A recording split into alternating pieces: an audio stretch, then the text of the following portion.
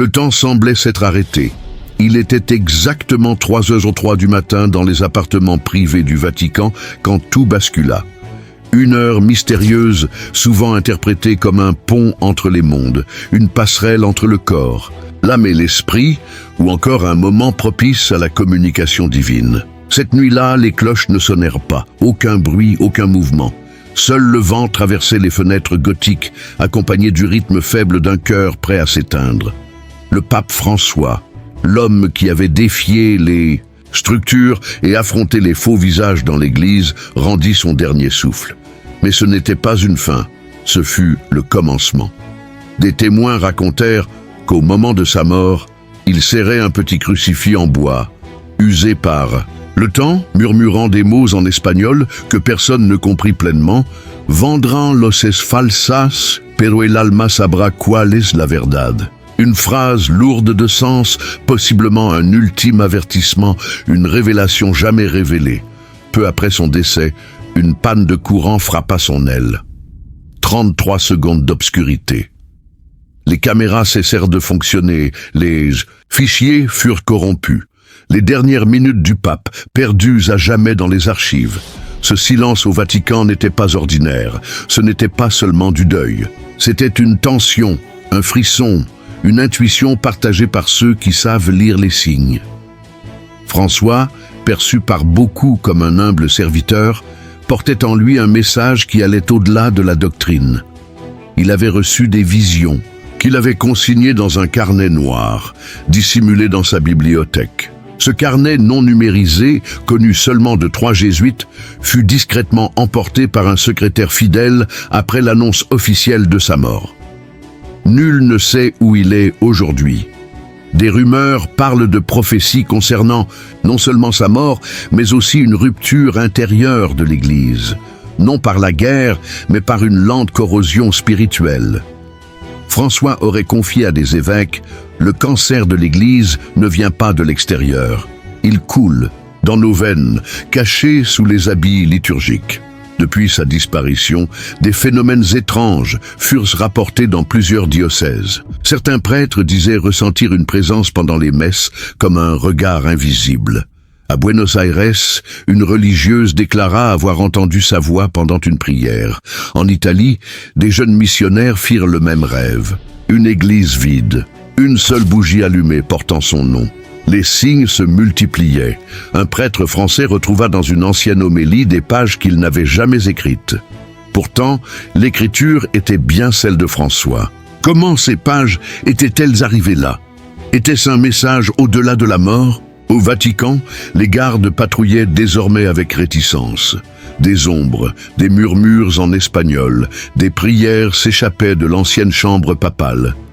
Un garde quitta même son poste, affirmant « Quelque chose là-dedans refuse d'être oublié. L'affaire fut étouffée, l'aile scellée. L'entrée y est désormais interdite, sauf autorisation spéciale. » François avait toujours été une épine dans le pied de certains au Vatican.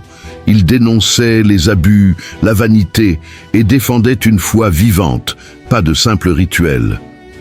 Ce que peu savaient, c'est qu'en 2017, après une lettre anonyme d'un moine, il lança une enquête secrète. Il découvrit des rituels occultes menés en secret et fut convaincu qu'un réseau d'influences malveillantes existait sous la surface dorée du Saint-Siège. Il reçut des menaces, mais persista. Il cessa de dénoncer ouvertement, codant plutôt ses messages dans ses homélies.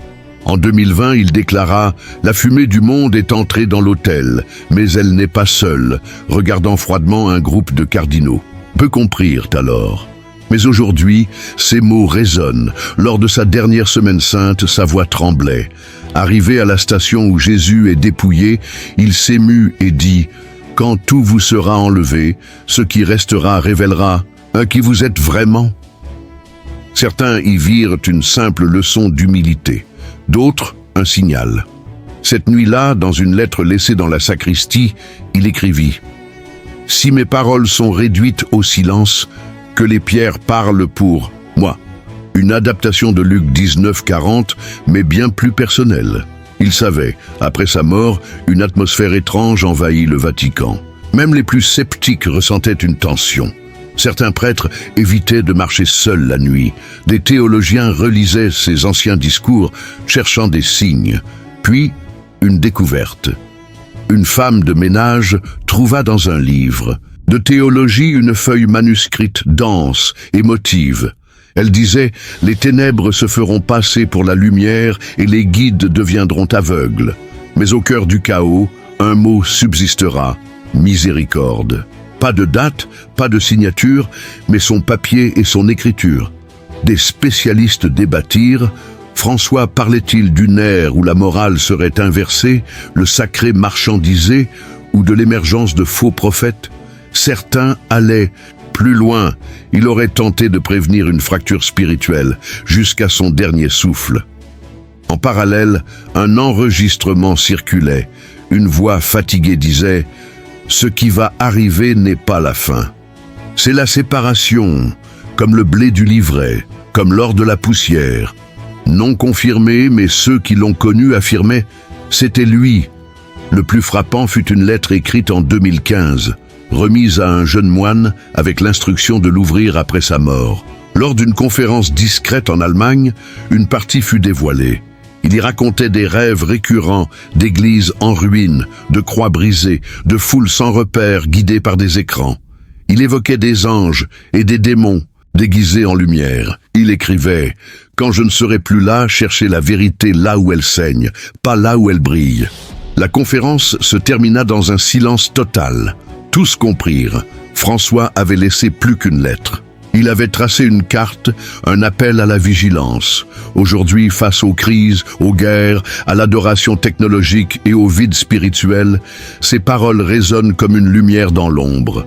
François, que l'on disait rêveur, fut peut-être le dernier à voir clairement avant la tempête. Sa voix est tue, ses gestes oubliés, sa mémoire disputée. Mais son héritage, lui, bat encore, dans l'invisible. Ce n'était pas un homme de spectacle, ce n'était même pas seulement un homme de mission.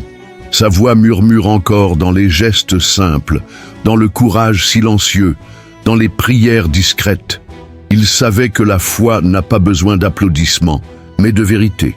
Peut-être a-t-il planté en silence les graines d'une génération nouvelle, non pas des prophètes en soutane, mais des âmes lucides, capables de voir au-delà des apparences. Et maintenant, cette mission vous revient. Oui, vous qui êtes arrivés jusqu'ici. Le silence de François n'est pas un vide.